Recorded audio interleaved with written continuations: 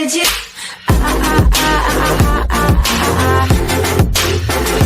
Anything you want. Bitcoin versus altcoins, which is the most usable for merchants? Volatile or not, there's growing public demand for retailers and businesses to accept payment in cryptocurrency. According to a survey published in June by the United Kingdom-based crypto exchange Credit Coin, 75% of American consumers want the option to use cryptocurrencies to pay for items they purchase in stores. Sadly, the proportion of stores providing this option doesn't seem to have reached 3/4 yet. However, the number of merchants accepting Bitcoin, BTC, and other coins is nonetheless steadily increasing, with the number of Bitcoin accepting stores reported to CoinMap worldwide had risen by 3,716 in a single year. There is, therefore, continuing interest among businesses in accepting cryptocurrency as a means of payment, even if the noticeable ups and downs of the crypto market has strengthened the popular impression that such use might not be 100% optimal right now. Yet, a question remains for those merchants still undecided on whether to jump into the world of crypto payments: which coin is the most usable and practical as a means of payment?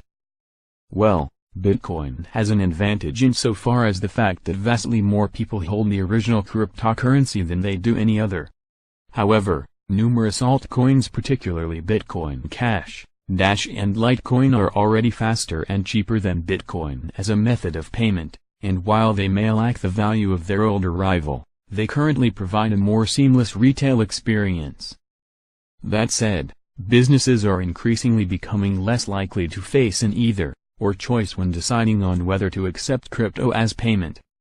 That's because a number of companies are providing crypto payment portals that enable merchants to accept a variety of different currencies, while most major currencies are regularly taking steps to improve their transaction speeds and cost-effectiveness. As a result, retailers of the future will find that they can take greater advantage of the fact that people hold and want to pay for things with different currencies for different purposes, making the situation a win-win for more than one single coin.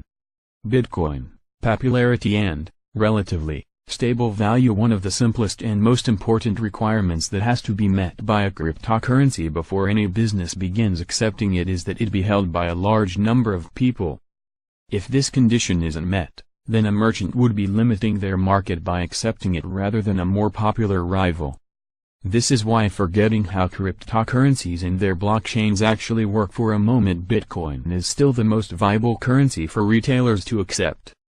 There are now some 27.6 million Bitcoin wallet addresses in existence, while there are in fact 40.7 million Ethereum addresses. However, before it's concluded that there are more Ethereum holders than Bitcoin holders, it needs to be pointed out that a significant proportion of these addresses are smart contracts rather than wallets, and there's also the fact that the Ethereum blockchain houses 599 ERC20 tokens, which are included in its address count. And while there's no specific data that breaks down this figure into contract and wallet addresses respectively, there is data on the number of addresses that have been active within the last 24 hours. And it shows that Bitcoin has more active wallets than any other coin. Putting aside estimations and calculations, there's other evidence to suggest that Bitcoin is the decisive winner in crypto popularity stakes.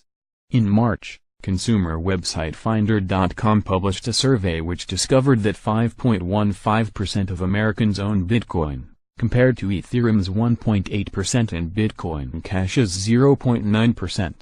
Similarly, a poll of gamers conducted by the Swiss-based gaming company also found that Bitcoin was the most popular cryptocurrency, with 83% having purchased Bitcoin compared to 75% buying Ethereum. And lastly, 60% of Americans have heard of Bitcoin, with only 46% and 41% having heard of Ethereum and Litecoin respectively. This all suggests that, for any merchant wanting to ensure that they open their doors to as many potential customers as possible, Bitcoin would be the way to go, that is, if they could accept payment in only one cryptocurrency. And according to those who track merchant acceptance of cryptocurrency, it appears to be the way most customers and merchants are still going, despite the recent growth in the usage of altcoins. Devin Calabrese, the co-founder of crypto merchant search engine Spendabit, which is currently inviting retailers to participate in a new survey on the coins they accept, said to Cointelegraph, "BTC is by far the dominant cryptocurrency for transaction. This is likely due to the maturity of BTC, its brand recognition and the momentum of Bitcoin." Calabrese explained that much of the draw of Bitcoin is its ability to attract new markets. Merchants are always looking for ways to bring in more sales. Some merchants are interested in riding the cryptocurrency wave from a marketing point of view, and they accept cryptocurrency to get more business. To them, it's a marketing experiment with minimal overhead to add acceptance alongside mitigated risk of chargeback. And aside from brand recognition and momentum, Bitcoin has emerged through the recent crypto market turbulence as one of the more resilient coins, and it's this that also adds to its usability from the perspective of merchants. It may still be volatile compared to, say, the US dollar, but it's held much more of its value during the recent bear market than its rivals. For example, over the month leading up to August 14th, it fell by 2.7%, from $6,230.32 to $6,061.74. However, by contrast, Ethereum, Ripple, Bitcoin Cash and EOS fell by 38.5%, 39.5%, 29%, and 36.5% respectively. This is a big difference, and while plenty of traditional economists would argue against accepting any kind of cryptocurrency as a means of payment, it's clear that Bitcoin is the best in terms of preserving its value. Admittedly, the fact that Bitcoin has been preserving its value and may very well continue appreciating steadily in the future is also a knock against its usability, although not so much from the perspective of merchants.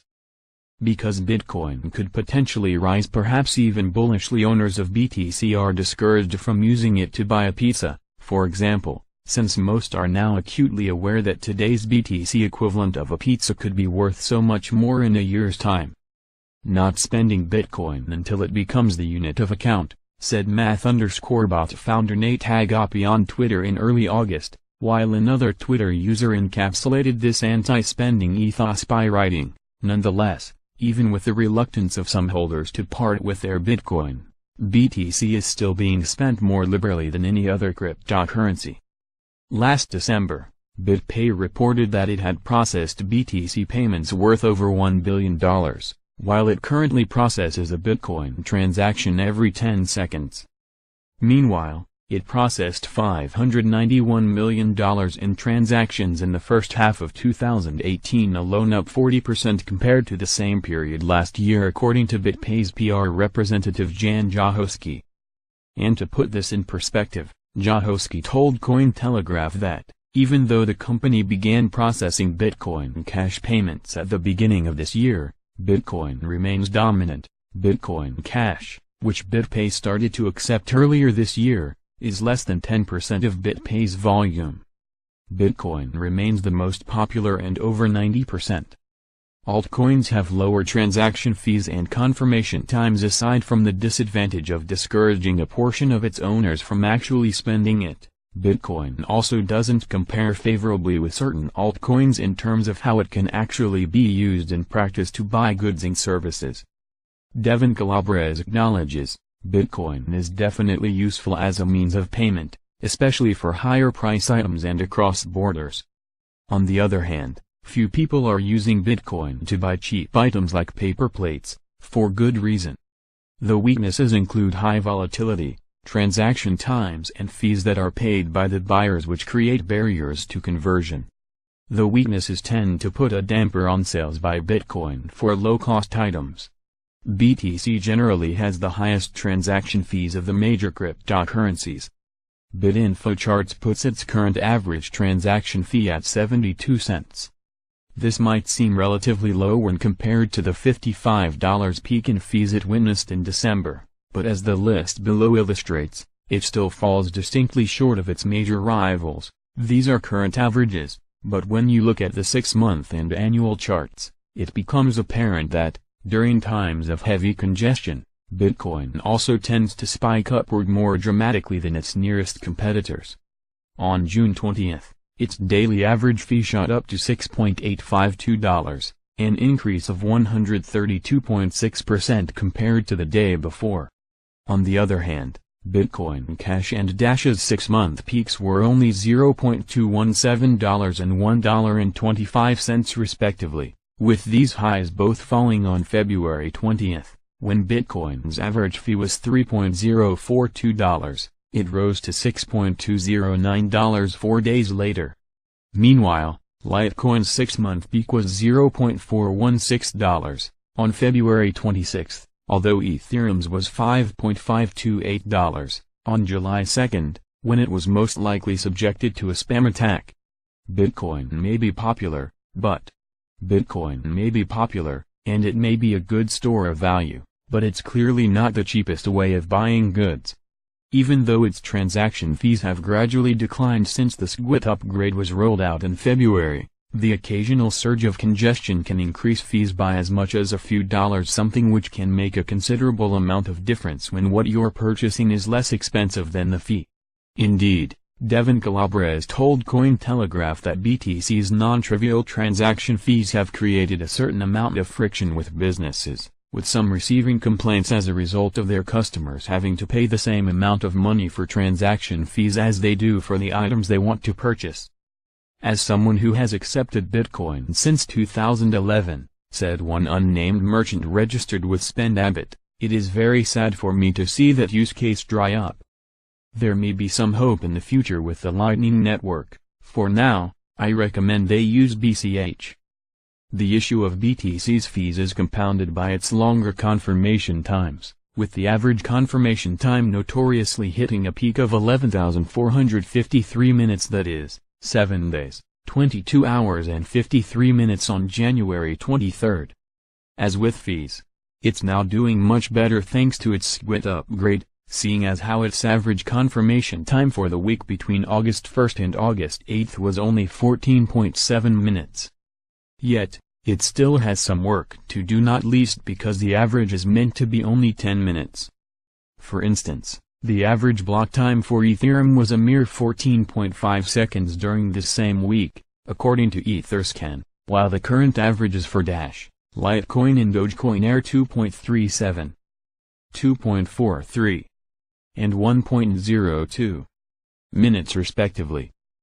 However, it's not just slow confirmation times that restricts Bitcoin's usability, but also its 1 megabyte block size and the average number of transactions it can process per second. This number remains technologically limited, with the current upper ceiling being 7 transactions per second, although the SGWT upgrade technically multiplied this by 4.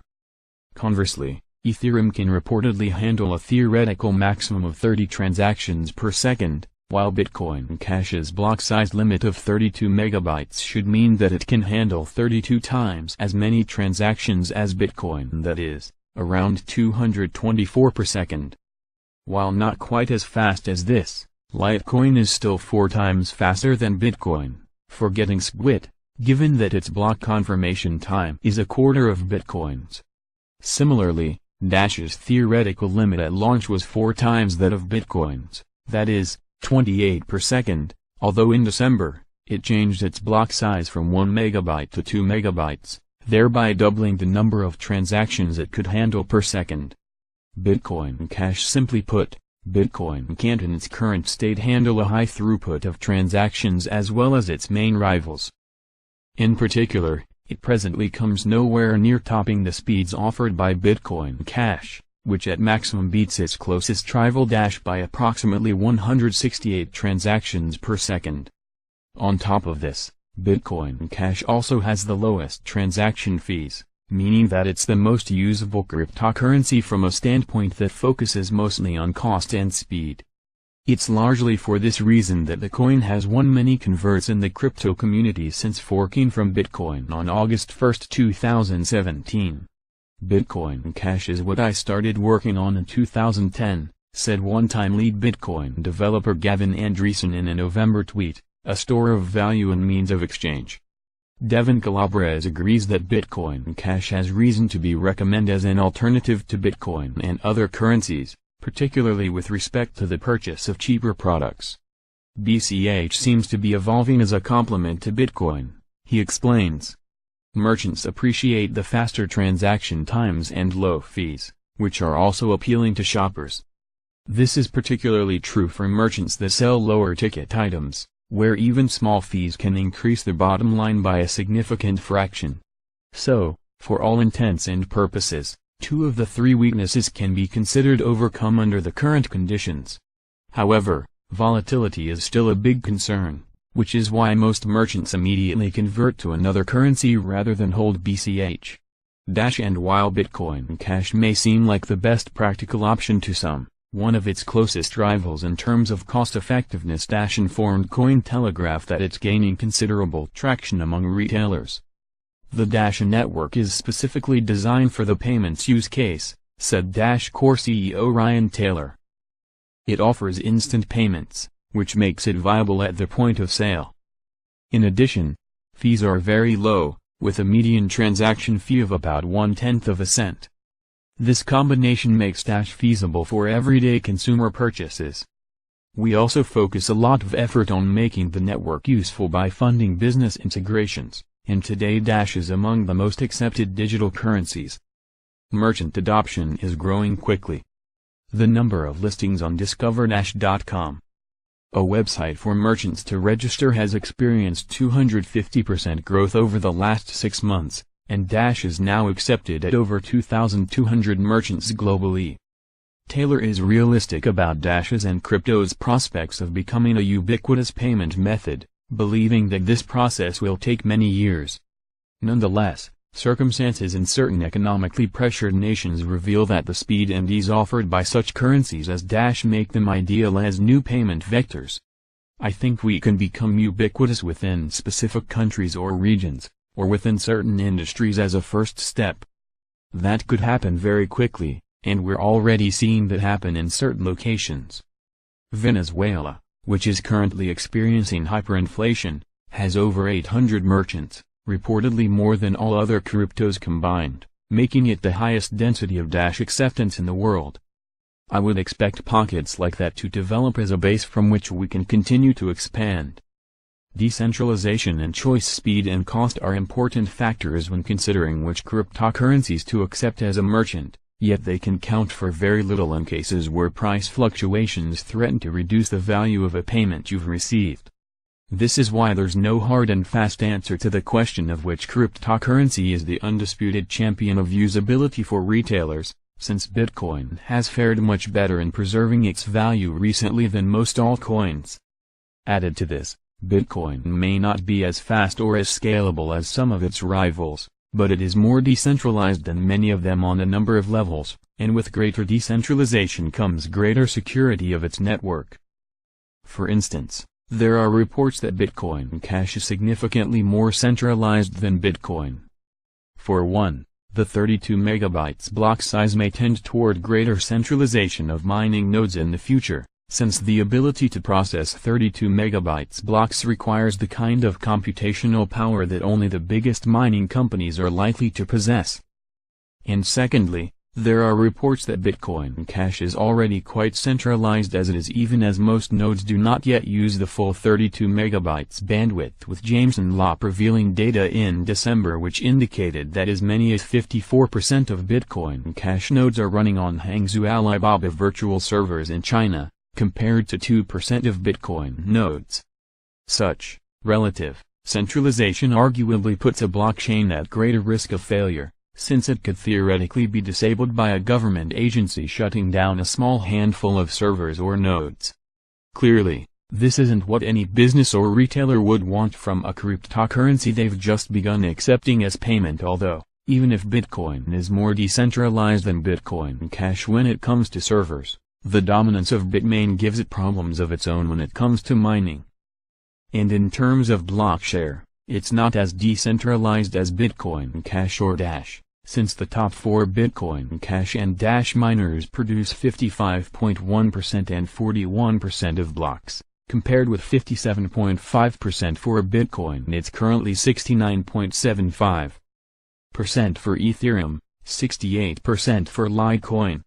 However, before we descend into an endless and often subjective debate about which cryptocurrency is the most decentralized, it's worth noting that merchants and businesses don't have to choose only a single coin when deciding to accept crypto as payment.